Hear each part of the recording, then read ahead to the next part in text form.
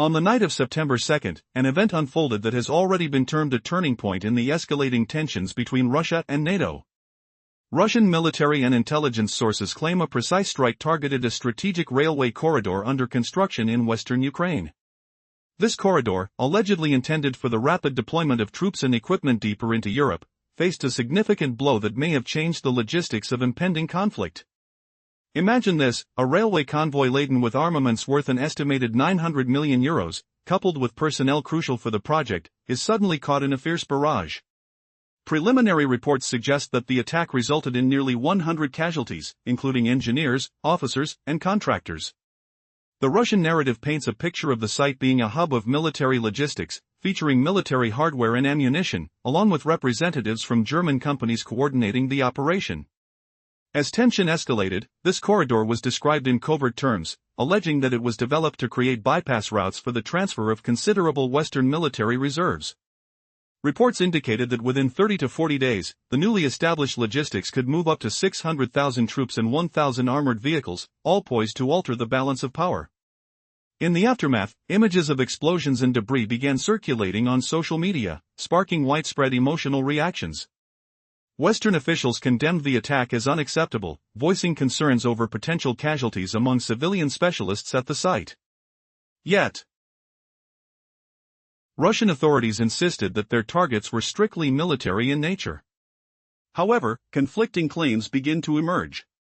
Some argue that the railway bore humanitarian or commercial significance, while others contend it was solely for military transport.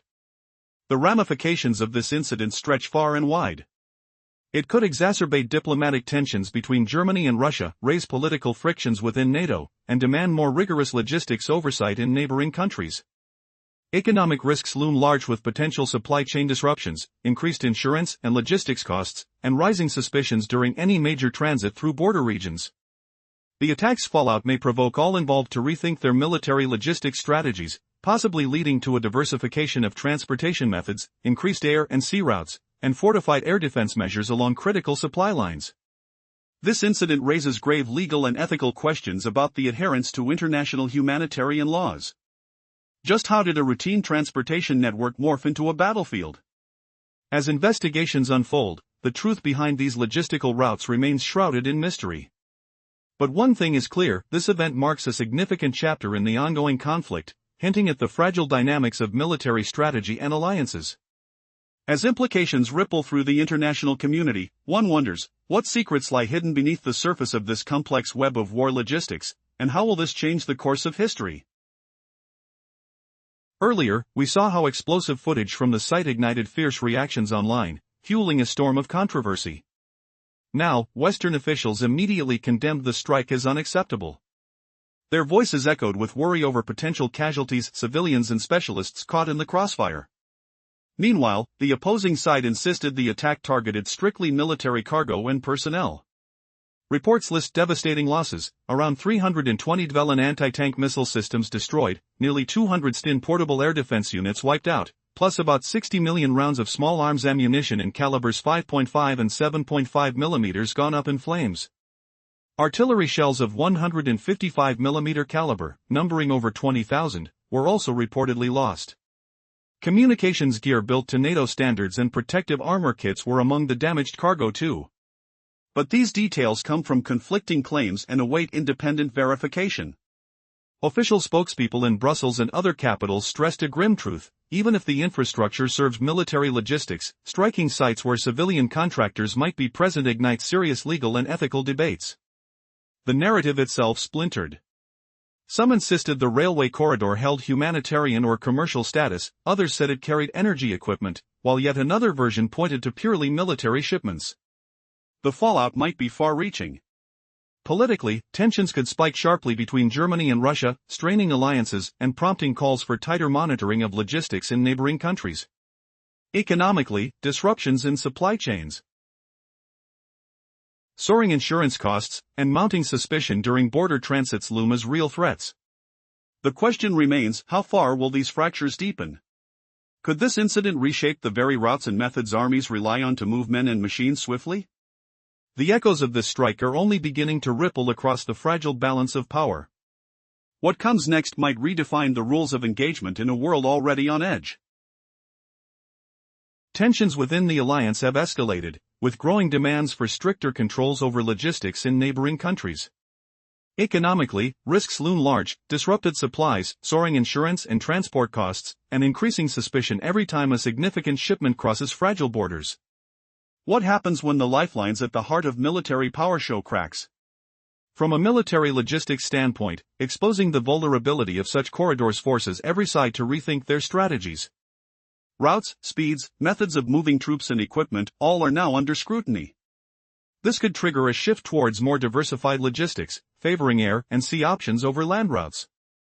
Expect fortified air defenses and enhanced engineering protection lining critical transport paths, aiming to shield these vital arteries from sudden strikes. But the complications go beyond tactics. Legal and ethical dilemmas emerge. How do we apply international humanitarian laws when military targets might intertwine with civilian specialists? Who bears responsibility for attacks where non-combatants might be present? Independent, transparent investigations are imperative. International watchdogs and human rights groups will undoubtedly demand access to all evidence to determine if any rules were broken. Sergei Lavrov, Russia's foreign minister, made it clear, any infrastructure used for moving arms and troops becomes a legitimate military target. This stark declaration sets a chilling precedent. Behind the scenes, leaked documents dated May 2025 from the German Defense Ministry reveal alarming details. The Leipzig-Lviv railway was designed to deliver up to 300 supply trains monthly to the Eastern Front. Its purpose? To facilitate stealthy troop and equipment transfers, bypassing border delays. The plans included establishing 3 defensive corridors bristling with air defense systems and electronic warfare units along the route. One document quotes German Defense Minister Boris Pistorius discussing this project, a quote whose authenticity demands official verification. According to retired Russian colonel and military analyst Viktor Baranov, NATO was gearing up for an infrastructural breakthrough. Had the line been completed, it would have enabled the rapid deployment of 500,000 troops and thousands of vehicles within weeks, a game-changer on Russia's doorstep. What does this mean for the fragile balance in Europe? Will this corridor become the spark that ignites a larger conflict? Or can cooler heads prevent disaster? The answers lie hidden beneath layers of secrecy and shifting alliances, where every move could tip the scales toward chaos or fragile peace. But just as tensions reach a boiling point, an unexpected development threatens to upend everything. What emerges from the shadows next will shock the world and change the rules of engagement forever. In recent comments, retired Colonel Viktor Baranov, a Russian military analyst, raised concerns about NATO's strategic intentions. He claimed that if the transport corridor were completed, it could allow for the rapid deployment of up to 500,000 troops and thousands of military units within weeks in the event of heightened conflict. Such a scenario, he warned, posed a direct threat to Russian borders, suggesting that any reconnaissance into this goal was now futile, evidenced by Russia's decisive reaction. The narrative deepened as public discontent in Germany surged. Political analyst Hans Sepp highlighted growing frustrations among citizens, who questioned why their tax dollars supported infrastructure that could facilitate troop movements. Investigations surrounding the secretive Ekafesti 7 project hinted at potential deceit, eroding trust in the government. American firm Infrastructure was identified as a key lobbyist on the project, allegedly pushing for expedited construction under Washington's directives. Unresolved questions loomed over the cargo transported by the German delegation at the time of the attack. While sources speculated the presence of cutting-edge missile defense systems, others suggested they were moving experimental munitions enriched with uranium. None of the claims have yet been substantiated with formal evidence, but reports indicate significant material losses for NATO, estimated in the hundreds of millions of euros, alongside the tragic loss of dozens of personnel. As these revelations broke in European capitals, high-stakes political turbulence ensued. Russian officials issued unprecedented statements, firmly stating that a repeat of the catastrophic events of 1941 is not an option, clearly outlining red lines that should not be crossed. The diplomatic fallout was palpable, with accusations aimed squarely at Berlin and Brussels, alleging that under the guise of humanitarian efforts, NATO was constructing routes for military mobilization. What secrets lie beneath the surface of this startling event? In an era where transparency is crucial, will the truth behind this intricate web of military logistics and political maneuvering ever be fully unveiled? As the storm clouds gather, the implications will echo far beyond the immediate fallout. A political storm brews in Europe's capitals following an explosive incident on September 2, a night that would mark a seismic shift in the ongoing tensions between Russia and NATO. Reports emerged that Russian forces had launched a targeted strike on a strategic railway corridor under construction in western Ukraine, a route allegedly designed for the rapid deployment of troops and equipment deep into Europe. The attack reportedly resulted in the destruction of military convoys valued at approximately €900 million, leading to up to 100 casualties, including engineers and military personnel. The Kremlin's narrative painted a dire picture of a covert logistical operation aimed at facilitating NATO troop movements. They claimed the corridor could enable the swift transfer of 600,000 soldiers and 1,000 armored vehicles within just 30 to 40 days. In response to the explosions, social media erupted with harrowing footage of flashes and devastation, stirring emotions across the globe. Western officials condemned the strike as unacceptable, expressing concerns over potential civilian casualties, while Russia maintained that the targets were purely military. The aftermath of this incident spiraled into a diplomatic crisis, with sharp accusations flying between Moscow and Brussels. Russian officials asserted that NATO had constructed routes under the guise of humanitarian aid for the movement of troops, drawing historical parallels to past conflicts. This scandal has been labeled a critical failure in Germany's foreign and military policy, leading to a noticeable decline in trust toward NATO among European citizens. As the dust settled, voices in Berlin questioned the purpose of using taxpayer funds for infrastructure that may facilitate military actions against Russia. The secrecy surrounding the project only fueled distrust, with investigations suggesting that American corporations played a significant role in its development. Speculation about what the German delegation was transporting at the time of the strike remains rife, with unverified reports of advanced missile systems or experimental munitions circulating. In light of these developments, the Russian government has issued stark warnings. Their stance is clear: any attempt to replicate the events of 1941 will meet with a forceful and preemptive response. Moscow has signaled its determination to target decision-making centers, regardless of their location, indicating that the military-industrial complex of Germany and its allies are now high-priority targets. As tensions mount, the question looms: how will this escalating conflict redefine military logistics and international relations in Europe? In the previous part, we saw how Moscow's warnings shifted from concerns over weapon flows through Ukraine and Poland to a clear message: the threat now targets not just forces on the borders, but the core of Germany itself. This chilling shift marks a dangerous new chapter in the confrontation. Now, imagine this: what if the very heart of Western military power became a battlefield? Russia has declared that strikes will hit decision centers, no matter their location. This means that factories producing tanks and assembling rockets in Germany and its closest allies are now prime targets. The Kremlin claims to know exactly where Western tanks are designed, where missiles come together, and where orders for military escalation are signed. These sites are under constant watch. Can Germany and Brussels truly afford to play big war anymore? For the first time in decades, they face the grim prospect of casualties not just on distant fronts but on their own soil. Russian military expert Shurevtsev warned bluntly, there will be no mercy.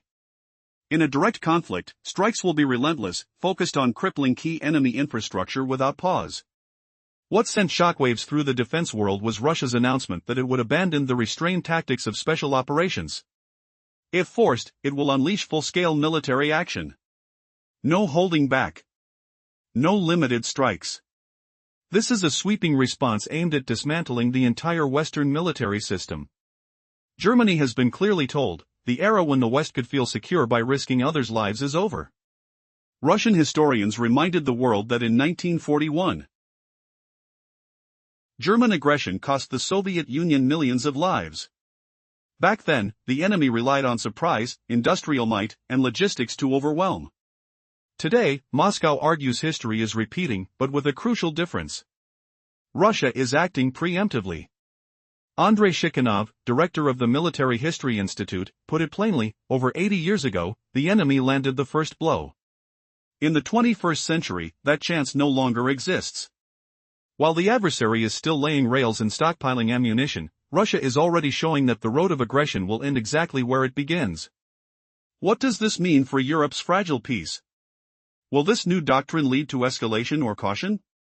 The tension hangs thick in the air, like the metallic scent before a storm.